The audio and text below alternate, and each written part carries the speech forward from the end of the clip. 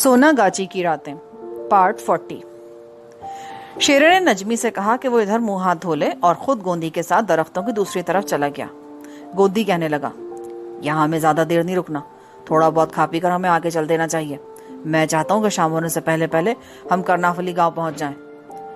गोंदी ने थैले से रोटी और मछली का सालन निकाला और कुछ रोटी और मछली लाकर नजमी को भी दे दी। नजमी झरने के पास ही सर झुकाए बैठी थी। शेरे ने मोहब्बत से कहा, मैं बुरा आदमी नहीं हूँ, पर तुम मेरी बीवी हो। मुझसे मुकाबला करोगी तो मैं तुम्हारे टुकड़े कर दूंगा। मेरी मर्जी के मुताबिक चलोगी ना तो तुम्हें रानी बनाकर रखूंगा। ये लो, ये खा लो, हमारे पास ज्यादा टाइम नहीं है। शेरा जरा परे हटकर गोंदी के साथ बैठ गया और रोटी खाने लगा। जंगल में दूर से किसी जानवर के बोलने की मुसलसल आवाज आ रही थी। चंद लम्हे आराम करने के बाद उनका सफर दोबारा शुरू हुआ।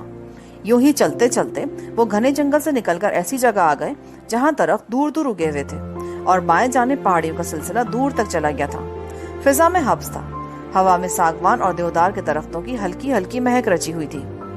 गोंदी ने सामने वाले दरख्तों की तरफ इशारा करते हुए कहा, उन दरख्तों के पीछे उतराई है, आगे संतालों की वादी है और उसके आगे करनाफली दरिया बह रहा है। उसी दरिया के किनारे हमारे उस्ताद के मुंह बोले भाई हलवा का खुफिया अड्डा है। तुम यहाँ चाहे सारी उम्र रहना, तुम्हारी हवा की तरफ भी कोई नहीं देख सकेगा। शेरे ने सिगरेट का धुआं छोड़ते हुए दूर दरख्तों की तरफ देखा। तुम किस दिन वापस जाओगे? गोंदी ने बताया कि वो हफ्ता 10 दिन ठहरेगा। नजमी करीबी घास पर बैठी थी। उसकी पसलियां दर्द करने लगी थी। वो अब बेतौजी से उनकी बातें सुन रही थी। उसने अपने आप को तकदीर के हवाले कर दिया था। खुदा जाने अब उसे अपने माँ बाप, भाई और शबाना की शक्ल देखना नसीब भी होगी या नहीं। उसकी आंखों में आंसू आ गए। शेरे का रवैया अब सख्त हो गया था। उसने करख्त आवाज में कहा, चलो उठो। नजमी जल्दी से उठ खड़ी हुई और उनके साथ चलने लगी। भलवा का खुफिया अड्डा भी दूर ही था कि दरख्तों के पीछे से अचानक 4-5 नीम वहशी काले काले आदमी नेज़े उठाए निकलकर सामने आ गए। उन्होंने गोंदी को पहचान लिया। गोंदी ने उन्हें सलाम किया, उनसे हाथ मिलाया और उनकी जुबान में बताया कि उस्ताद ने कराची से कुछ मेहमान भेजे हैं भलवा दादा के पास। भलवा दादा डेरे पर ही है क्या? नीम वहशी आदमी आगे आगे चलने लगे। दरिया के किनारे कीचड़ और साल के घने दरख्तों के नीचे एक खुली जगह पर 6-7 बांस की झोपड़ियां बनी हुई थी। एक तरफ जमीन से 2 फुट ऊंची मचान और पत्थरों की दीवारों और खपरेल की छत वाला कमरा बना हुआ था, जिसके बरामदे में भलवा धोती और वास्कट पहने बांस की चटाई पर बैठा सिगार पी रहा था। उसने गोंदी को देखा तो उठकर गले मिला। उस्ताद का हाल पूछा। भलवा दादा, उस्ताद ने ये 2 अपने मेहमान तुम्हारे पास भेजे, ये तुम्हारे पास ही रहेंगे, ये मियाँ बीवी हैं। भलवा ने शेरे से गर्मजोशी से हाथ मिलाते हुए कहा, मुझे भी अपना भाई समझो, क्या नाम है तुम्हारा? शेरे ने अपना नाम बता दिया तो भलवा दादा ने शेरे के कंधे पर जोर से हाथ मारकर कहा, उधर भी सुंदर बनकर शेर आ जाता है कभी कभी। फिर उसने नजमी से कहा, भाभी तुम इधर बेफिक्र होकर रहना, तुम्हें यहाँ कोई तकलीफ नहीं होगी। गोंदी ने अलग ले जाकर शेरे और नजमी के बारे में पूरी तफसीलात बयान कर दी। भलवा दादा हंस दिया, फिर क्या हुआ, मियाँ बीवी ना भी हो तो कोई फर्क नहीं पड़ता। हम तो यारों के यार हैं, यार की दोस्त भी हमारी भाभी होती है। भलवा दादा ने फौरन मचान वाले कमरे में 2 पलंग रखवाकर मच्छरदानियां लगवा दी और मुर्गियां काटने का हुक्म दिया। एक झोपड़ी से एक पक्की उम्र की औरत निकलकर नजमी के पास आई और उसे अपने साथ ले गई। उसने नजमी को नहला धुलाकर साड़ी पहनने को दी। नजमी का जिस्म अब ज्यादा दुखने लगा था। उस औरत ने कहा, मेरा नाम मर्था है, तुम्हारा नाम क्या है? तुम तो बड़ी खूबसूरत हो। नजमी की आंखों में आंसू आ गए। कॉलेज में भी उसकी सहेलियों से कहा करती थी कि तुम बड़ी खूबसूरत हो। नदीम भी उसे यही कहा करता था। नदीम का ख्याल आते ही नजमी का हलक कड़वा हो गया और वो अपने माँ बाप को याद करके रोने लगी। मर्था ने उसके शाने पर हाथ रखते हुए कहा, रोती क्यों हो? अच्छा अच्छा, समझ गई, अभी तुम नई नहीं हो। मैं भी जब पहली बार यहाँ आई थी ना तो बहुत रोया करती थी। अब मेरी तरफ देखो, हर वक्त हंसती रहती हूँ। मैं बहुत खुश हूँ। भलवा मुझे बड़ा खुश रखता है। अरे तुम्हारा आदमी तो जवान है। ठीक उस वक्त लाहौर में शबाना भी नजमी को याद कर रही थी। वो अपनी गाड़ी में कॉलेज से वापस अपनी नहर किनारे वाली कैनाल लॉज की कोठी की तरफ आ रही थी। नजमी की गुमशुदगी उसके लिए एक मुअम्मा बनकर रह गई थी। उसे लापता हुए 4-5 महीने हो गए थे। उसके वालिद का उसी गम में इंतकाल हो गया। सौतेली माँ मकान को ताला लगाकर अपने आबाई गांव चली गई। नदीम रोज की तरह कॉलेज आता। कभी कभी उसकी शबाना से मुलाकात भी हो जाती। वो खोया खोया सा रहता था। अब उसे बहुत कम कहकह लगाते देखा जा सकता था। एक रोज शबाना उसके कॉलेज पहुंच गई। शबाना की छठी हिस्स ने बता दिया था कि नदीम को नजमी की गुमशुदगी का इल्म है। नदीम शबाना को देखकर कुछ घबरा सा गया, क्योंकि वो खास तौर पर उससे मिलने आई थी। मैं तुमसे कुछ जरूरी बातें करना चाहती हूँ नदीम। नदीम समझ गया कि वो उससे क्या बातें करना चाहती है। वो कैफेटेरिया में जाकर बैठ गए। नदीम, तुम मुझे बताते क्यों नहीं कि नजमी कहाँ है? मैं भी तुम्हारी तरह उससे मोहब्बत करती हूँ। वो मेरी एक ही सहेली थी। मैं वादा करती हूँ कि तुम मुझे जो कुछ भी बताओगे मैं उसका जिक्र किसी से नहीं करूंगी। नदीम का दिल भी नजमी के साथ की गई ज्यादती पर हर वक्त उसे मलामत करता रहता था।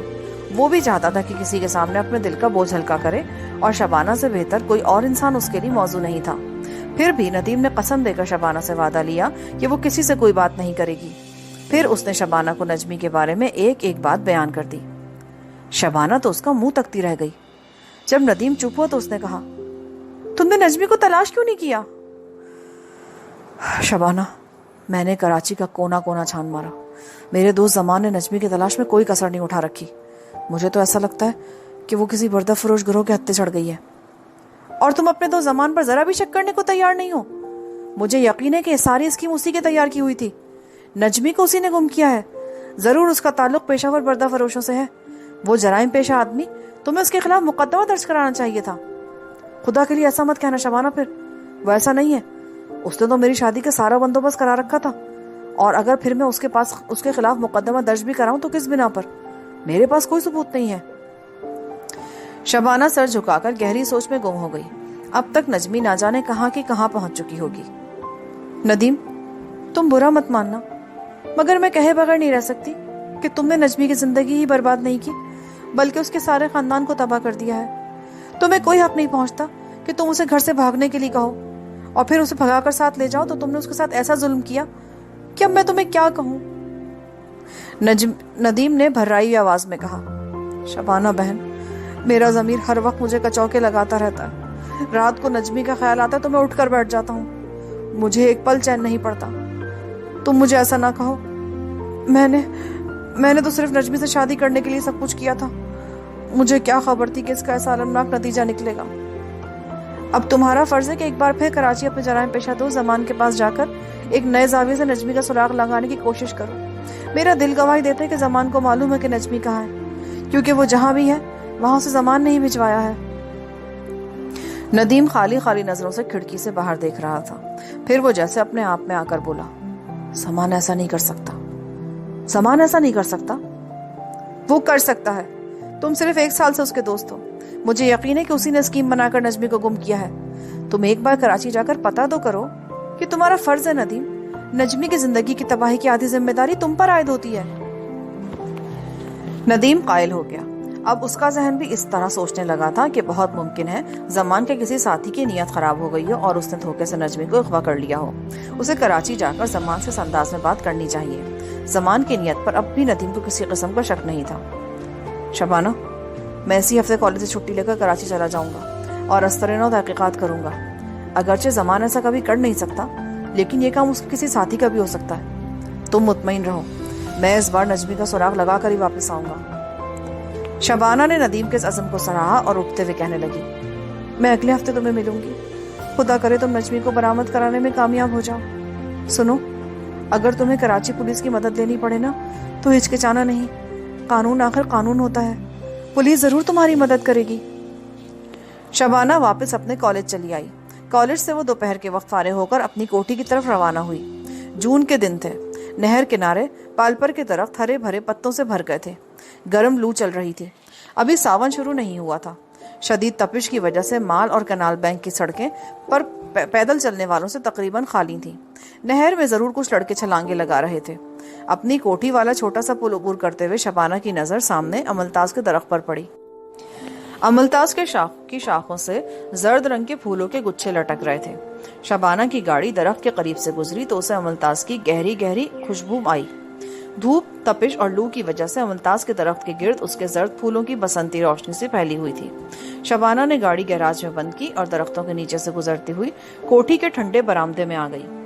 दरवाजा खोलकर सिटिंग रूम में आई तो उसकी नजर अपने वालिद और बड़े भाई अकील पर पड़ी। वो दोनों सर जोड़े कोने वाले सोफे पर सामने कोई फाइल खोले बैठे थे। उन्होंने शबाना की तरफ एक नजर उठा कर भी नहीं देखा। शबाना सीढ़ियां चढ़कर अपने कमरे में आ गई। कमरे का एसी चल रहा था। फिजा में बड़ी लतीफ खुशगवार खुनकी थी।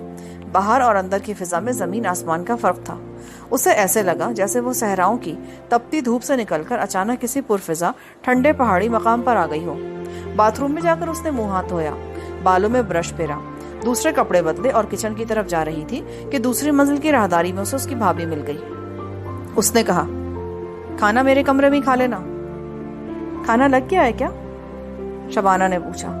हाँ, भाभी ने धीमी आवाज में कहा और अपने कमरे में चली गई। शबाना भी उसके पीछे पीछे अंदर आ गई।